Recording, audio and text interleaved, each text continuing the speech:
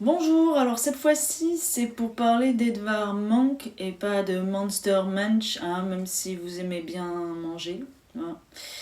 Euh, et alors du coup ça m'a permis de l'évoquer, comme j'ai vu qu'il y en avait pas mal qui avaient l'air d'être intéressés sur la vie de cet artiste qui est né en 1863 à l'automne, donc pas en automne, à l'automne, c'est en Norvège, et est décédé en 1944 à Ekeli, toujours en Norvège.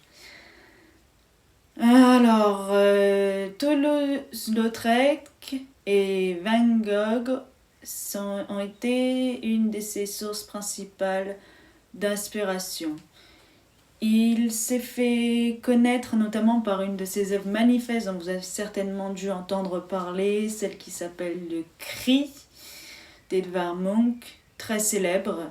Je vais vous le présenter après par image. Et il a peint aussi d'autres sujets qui sont un peu sombres.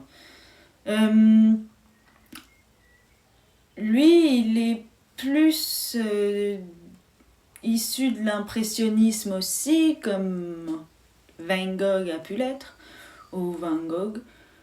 Mais ce n'est pas exactement de la même manière. On peut voir aussi quand même qu'il y a cette inspiration à travers les rectilignes, le côté rectiligne des mouvements qu'il exploite avec sa peinture et les couleurs vives qu'il emprunte, donnant un aspect toujours tourmenté dans ses œuvres. Et ces tourments sont liés à la psychologie humaine, qui sont un peu un côté un peu sombre de la vie du peintre notamment, mais aussi de l'être humain aussi. Et c'est notamment le cas avec Le Cri, euh, l'angoisse aussi, que j'ai affiché derrière. C'est un groupe de personnes. Euh, la danse de la vie, il a aussi évoqué des thèmes qui sont liés malheureusement à la mort. Euh, il est quand même assez réputé pour son côté un peu symbolique qu'il donne aussi à ses toiles. Il a essayé notamment de se faire connaître aussi à Berlin, sauf que ses toiles n'ont pas plu, il a choqué.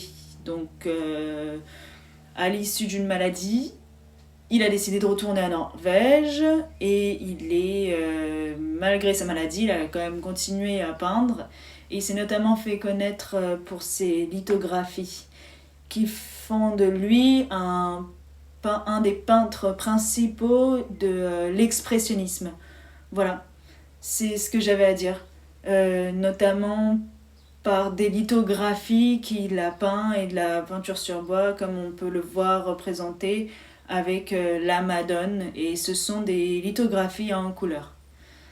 Sur ce, je vais vous montrer les images et approfondir l'analyse des œuvres.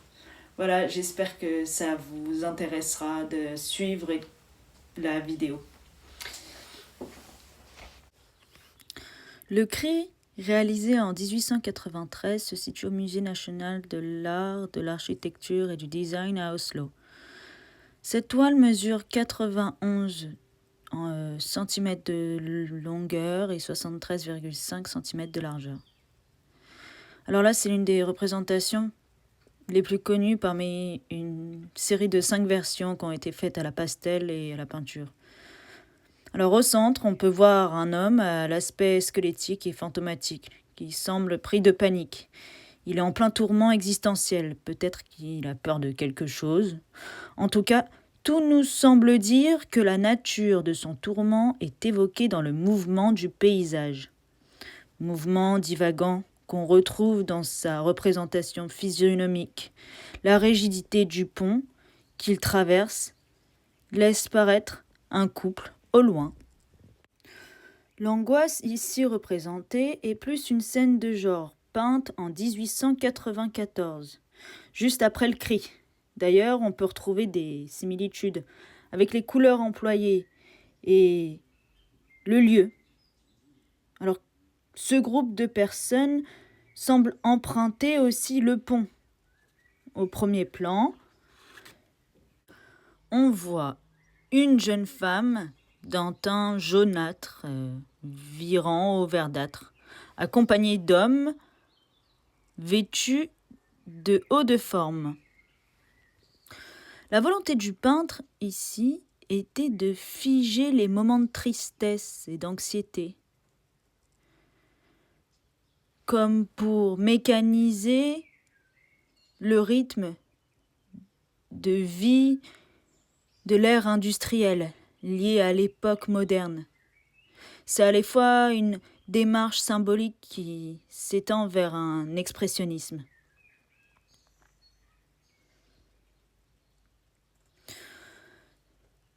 De 1894 et 1896, cette œuvre fait partie d'une frise marquant un ensemble d'œuvres inachevées.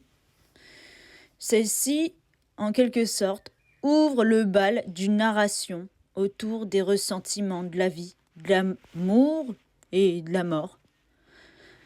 Chaque mélancolie se compose des mêmes éléments, seulement celle-ci, élaborée en 1891 à Saint-Cloud, il s'agirait de la dernière de ces 5 peintures. Il était particulièrement attaché de peindre ce moment. La nature aux ondulations expressionnistes est le miroir du tourment. La danse de la vie se passe pendant le feu de la Saint-Jean, le 23 juin, célébrant la nuit des sorcières, par des danses et des banquets. La scène ici se déroule dans un pré. Encore une fois, tout se rapporte à la vie de Munch, personnifiant ses connaissances, Fantula Larsson et Gunnar Heiberg, peintre que la femme a épousé après avoir quitté Munch.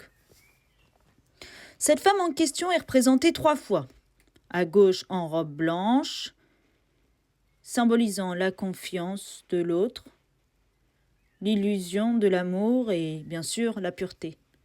La figure centrale, elle, est en robe rouge, personnifiant la tentation qui entraîne son partenaire dans le tourbillon de la danse passionnelle. La femme, elle, exclue en noir, symbolise le deuil, la mort qui observe tristement les autres, consciente du côté enchanté, magique qui ne durera pas. Ces 2 figures, de part et d'autre du côté du tableau, symbolisent l'espoir et la tristesse, insufflant un caractère éphémère, l'une à l'événement ou les relations amoureuses liées à ça, et l'atmosphère aussi de l'autre, déstabilisante, présente aussi par l'inexpressivité sur les visages du couple, isolant chacune des figures des autres au sein de la même fête. J'ai aussi voulu représenter cette lithographie de Edvard Munch parce qu'elle me semblait importante. Ce qu'il faut savoir, c'est que c'est gravé sur du bois et que la première représentation était en noir et blanc et qu'ensuite il a ajouté de la couleur. Cette figure est basée sur une représentation qui était d'abord peinte et elle avait des bras. Mais on retrouve les ondulations présentes au sein des peintures précédemment analysées.